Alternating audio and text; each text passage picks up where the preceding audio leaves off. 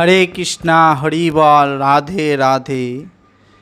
27 নম্বর শ্লোক 13 নম্বর অধ্যায় শ্রীমদ্ ভগবদ গীতা যথাযথ অন্য তেবম জানন্তরং সুত্তনভ্য উপাসতে তেহপি চাত্তি তরম্ব মৃত্যুং শ্রুতি পরায়ণ।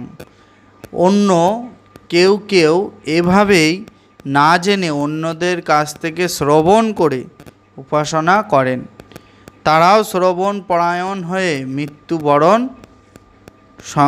সংসার অতিক্রম করে। এই যে শ্লোকটি আধুনিক সমাজে বিশেষভাবে প্রযোজ্য।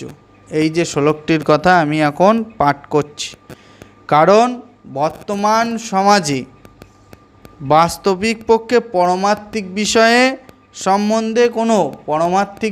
সম্বন্ধে কোনো শিক্ষা দেওয়া হয় না।